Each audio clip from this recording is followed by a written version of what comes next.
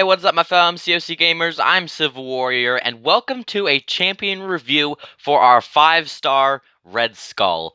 So, as you guys are probably wondering, Civil Warrior, why have you not uploaded a video in like a fucking week? Well, my mom took my phone, so like I really couldn't do much, and I couldn't really upload or really play contests much at all. But yeah, it's just as simple as that. So what we're gonna go ahead and do before this champion review, the 5-year anniversary for Contest of Champions is actually coming up. So we're just gonna go ahead and go over the little message that the game team sent us and show you guys all of that. So it'll go here, red, and the uncollected. Oh no, that's the wrong one. Oops. Let's go back. Happy anniversary. Okay, so prepare to celebrate 5 years of the contest. And as you can see, you got good old Silver Surfer, next champion for update next month. So in December, so that's actually really good. It's literally 3 days, so it's not that long away. But it says, "Greetings, Summoner. We are excited to celebrate 5 fabulous years of the contest with you. We've got a collection of events in store for all Summoners we can't wait to share." So there is going to be quite a bit of good stuff for this. It's kind of similar just to the 4-year one, but probably the same kind of stuff. But you get anniversary gifts. So summoners will summoners will be receiving gifts based on their current story progression and a title to reflect time spent in the contest. So just based on your story progression, you will get a different gifts. So we don't know what the gifts are yet necessarily, but and a title. So we don't really know what either of those are yet, but we'll figure it out when it happens. And all summoners will get a special 5th anniversary profile pick. Like I still have the 4-year anniversary pick, so we still have yet to come for a 5th one. But anniversary calendars. So there's going to be 2 different calendars will be active that month. And, well, this month, since basically almost December, a 1-week calendar from December 9th, 4 o'clock p.m. PST to December 16th, 4 o'clock p.m. PST. And we'll have rewards specially suited to your story progression. An additional 2-week calendar will be active from December 16th and to continue the celebrations. So just be sure to check the Battle Realm every day, every time, so you guys can get those good calendar rewards. Anniversary boost is going to be level 6 and above, so anybody who's under level 6 will not get this. But from December 10th, you get 20% increase to all gold XP and battle chips earned. So if you're doing arenas, that's a good one to have. Hall of Heroes. So this epic hall or event kind of thing will be open from December 10th and features champions from the contest that presented in the order they first appeared in the battle realm. Now I don't really remember which is the very, very first champion they put in the game, but it'll be released in orders of who they put in the game first to last. So to now. And special arenas, there are going to be some special arenas. You can get crystals, characters, basic things, just some extra kind of not holiday, but probably holiday, but also celebration of the 5 years. And then holiday gifting event. This is what I'm happy for, is they brought back temporary gifting at least. So literally, as we all know, they gave us a crap ton of units for people who had the gifting badge, including me, and they gave out all those units because they had to get rid of gifting because so many people were kind of abusing the ways of gifting and not like doing it, probably trying to hack gifting to make it to try to get free stuff, which some people are dumb enough to do. But don't do that, guys, because that can get your account banned and you won't be able to play the game at all. So that's why another reason why so many people did that and kept getting their account banned. So eventually they just got rid of gifting altogether. But at least we get a temporary one sooner than we expect. So let's go ahead and go over to Red Skull's champion review. It's enough of me talking about the next month and all this, but let's go ahead and get started. We'll go right over to champions and we'll go ahead and get this going. So sorry if that was a little boring of just 4 minutes of me just talking but about new stuff, but kind of needed to do it since I haven't uploaded in a week. Red Skull is right here. Also we will have a no, not upgrade. All right. Also we will have a not the champion things rank up. I think it's he's at rank 3, so it's things rank 3 at the end of the video. So we'll go ahead and if you guys want to see that, go ahead and stay tuned for that little clip. So yeah, Red Skull, as you all know, is the #1 villain of Captain America. very, very obsessed with the Tesseract. And as during World War II, he did not really know it was Infinity Stone, I don't think. But he knew all of that he knew is that it was powerful and that he wanted it. So as you guys already know, Hydra is a thing in Marvel. Shield is a thing in Marvel. Shield and Hydra are always fighting. It's a worldwide war that always goes on. So and which explains World War II. So if you guys do not know how Hydra was originated from, Hydra is connected to Nazi Germany and all that. But according to the people who were Hydra, they they weren't really with Hitler, but they were associated with him. So basically, Hydra was the Nazi science division. So they would make all their weapons, all their stuff, all their tech, and all that. So what Red Skull wanted the Tesseract for, once he got a hold of the Tesseract, he infused all those weapons, all their weapons and stuff, with the Tesseract's power.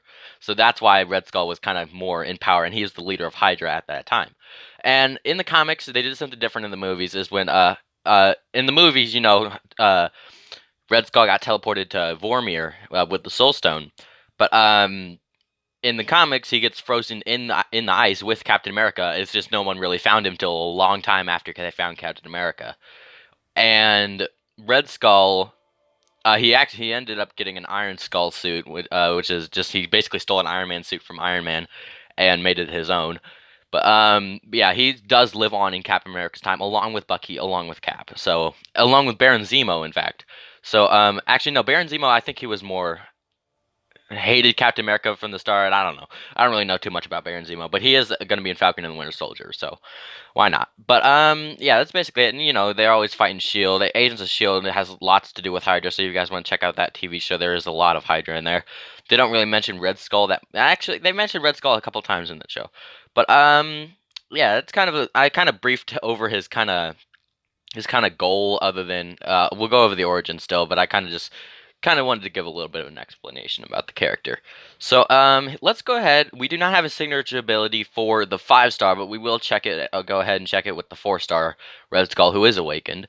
But his move says cube affinity. So the cosmic cube, also another word for the Tesseract. The Tesseract and cosmic cube, space stone, they're all the same thing. It's just the cube, but with the infinity stone inside it, as you guys know. But with Red Skull providing him additional power when utilized. So abilities: overwhelming presence. You got passive. Red Skull and the Cosmic Cube emit a presence that I can't even speak. Opponents cannot overcome. This greatly boosts Red Skull's chance to trigger abilities and provide passive bonuses. And gain plus 100 critical resistance and 100 energy resistance for each buff on Red Skull. So when a buff is applied, you get extra stuff.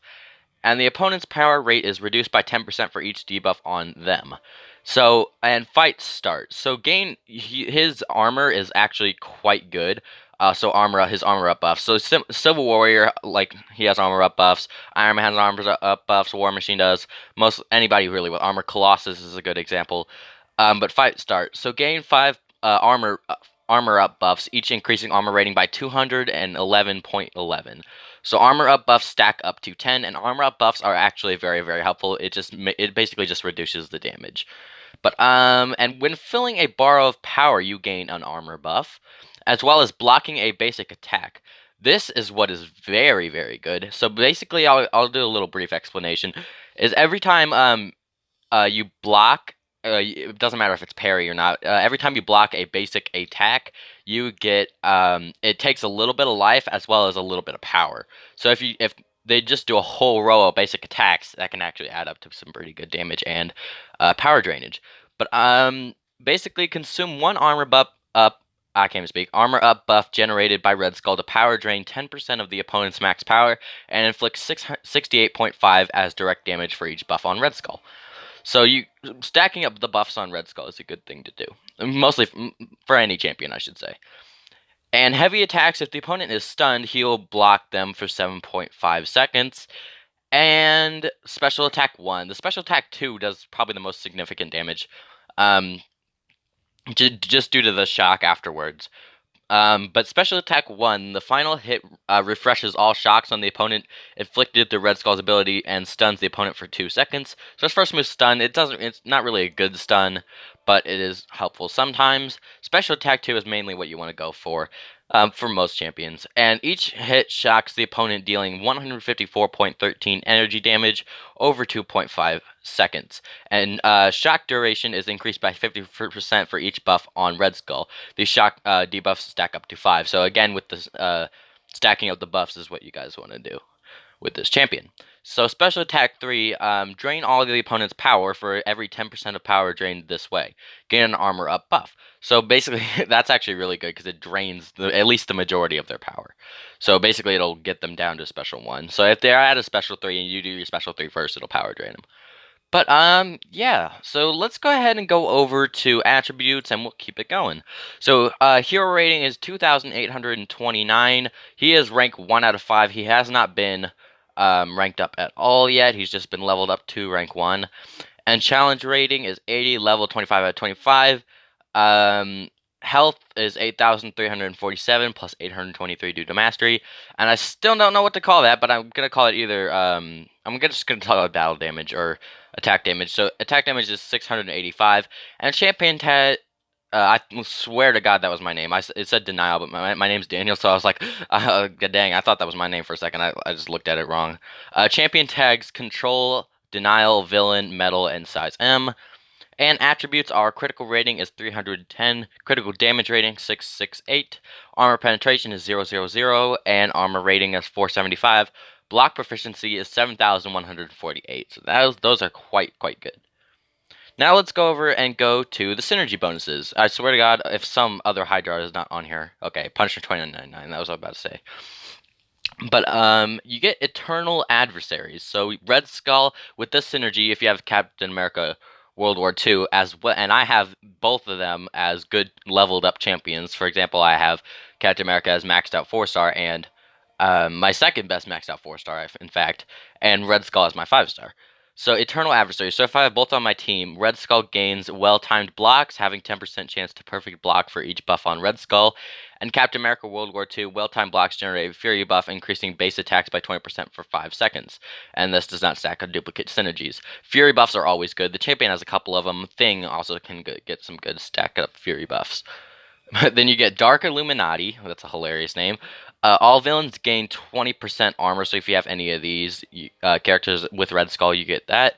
All of these do not stack with unique synergies, duplicate synergies. And then you got Hail Hydra. Red Skull intercepts heal block the opponent for 7.5 seconds, and Punisher 2099 duration of heal block, armor break, and power lock debuffs are increased by 50%. And yeah, I think the most one that will affect me is this Eternal Adversaries. But Hail Hydra can, if you have a Punisher 2099 as well, which I do, but like not leveled up to be good on my team for mostly quests. Most of the time, this one will be the most effective for me. But let's go, and for you guys, I would say probably the third one. But let's go ahead and go over his bio, and we'll go ahead and get into the gameplay. So the Red Skull has managed to orchestrate the assassinations of his enemies, manipulate his way to power, and lead Hydra in a plan to devastate the world's most influential countries. So, yeah, basically he's in seek of power, which explains the Tesseract, and once he comes across that, it's this rain in hell. It's never a good thing. Red Skull and the Tesseract is something you don't want. So, using his scientific talents and knowledge of the occult to research what others considered only a myth, the Cosmic Cube, which is the Tesseract, which is the Space Stone. Now armed with knowledge of his deepest secrets, the Red Skull has been able to harness it to power his suit of Hydra armor. So this, normally Red Skull doesn't really. I didn't really go over that. Normally he doesn't really have this powered suit. His suit looks identical to the movie one, and the comics under it with the Hydra belt. But normally he doesn't really have this armor of the Tesseract. So I get how they put that, and that is a good addition to it. Kind of give him the harness of the power.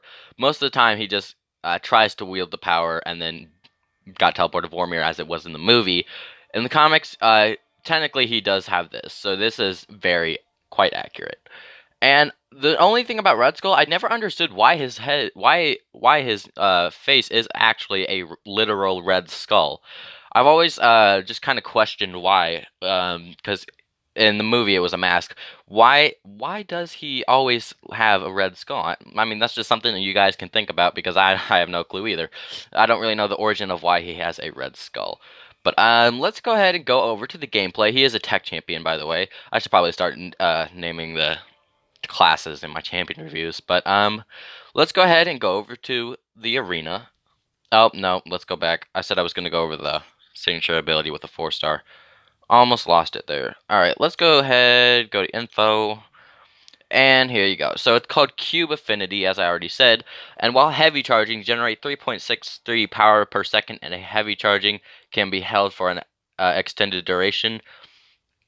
And heavy charging is just when you're charging up your heavy attack. So, and landing a heavy attack when the opponent dashes and shocks shocks the opponent, dealing 404.14 energy damage over 2 seconds. So everyone says that Red Skull's shock is really good when you have him awakened, and true it is. Basically, you just want to if they dash and do your heavy attack. So like for example, I guess if they dash back and they run at you and you have your heavy attack charged and you do it, then there you go. You got your good signature ability bonus there. So yeah, that's kind of just the signature ability. Now let's go over to the gameplay. So I've been doing the Call Obsidian arena. I should be doing the Mr. Fantastic arena, but oh well. I want a 4-star Mr. Fantastic, and there is a really good synergy for Mr. Fantastic and Thing. I'll explain that eventually in another video when I get a Mr. Fantastic. But yeah, that synergy was fantastic. Let's go ahead and go over to the quick match. We'll start with the 5-star, of course, and we'll keep it going. Oh, can we even use the 4-star? No, the 4-star needs to be recharged, so kind of got only one shot here. So let's go ahead and get the first one. If I have a 3-star Red Skull, I'll look, but I don't know now. Alright, get a Juggernaut. Let's go ahead and get started.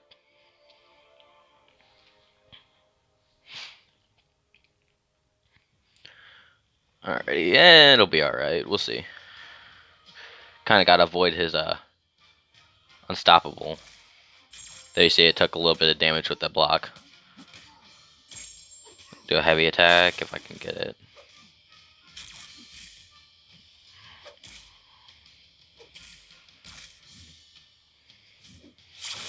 Well, you saw it. It missed, but you saw it. Special 1, teleports, and there's a stun for you. Now we'll do the heavy attack. Hit him with it at least.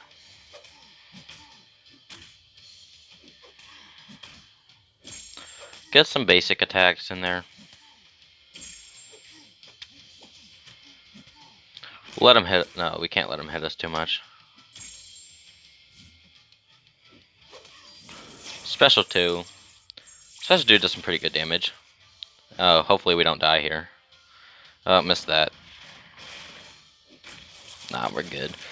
Now we just kind of got to get up my special 2. I mean special 3. Hopefully we can get there.